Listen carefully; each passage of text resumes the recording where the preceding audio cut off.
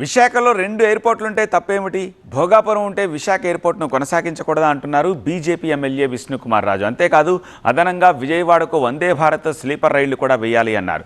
భోగాపురానికి connecting రోడ్లు అనుకున్న సమయానికి పూర్తవ్వకపోతే సమస్య వస్తుంది అన్నారు. అద్భుతంగా తీర్చిదిద్దుతున్నారు భోగాపురం ఎయిర్పోర్ట్ని. అట్ ది సేమ్ టైం ఈ రోడ్స్ కూడా మే లోపల అయిపోతాయని చెప్పి బిఎంఆర్డిఏ వారు చెప్పడం జరిగింది. వారు కూడా కష్టపడి పనిచేస్తున్నారు.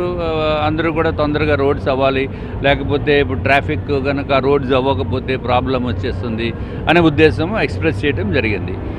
సో ఆల్టర్నేటివ్గా కూడా ఒకవేళ రోడ్స్ మనం అనుకున్న టైంకి కనుక అవ్వలేకపోతే కొన్ని రకరకాల కారణాలు అవ్వచ్చు, అవ్వకపోతే ప్రాబ్లం అయిపోతుంది. సో వెళ్ళటానికి 2 hours పడుతుంది రోడ్స్ కనుక అవ్వకపోతే. రోడ్స్ అయిపోతే తొందరగానే వెళ్ళిపోవచ్చు.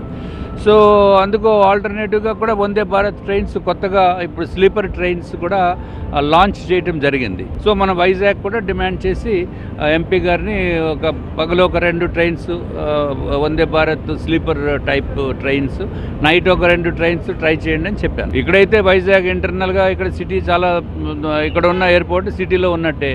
సో దీన్ని కూడా ఆపరేట్ చేయండి. రెండు ఎయిర్పోర్ట్స్ ఉంటే తప్పేముంది? ఎప్పుడైనా పెద్ద సిటీస్లో 2 ఎయిర్పోర్ట్స్ ఉంటాయి, బయట కూడా ఇతర దేశాల్లో పెద్ద సిటీస్లో 2 ఎయిర్పోర్ట్స్. సో వైజాగ్ కూడా ఒక పెద్ద సిటీ అవుతుంది. సో 2 ఎయిర్పోర్ట్స్ ఉండవలసిన నెసెసిటీ ఉంది. పబ్లిక్ ఒపీనియన్ కూడా తీసుకోండి మీరు.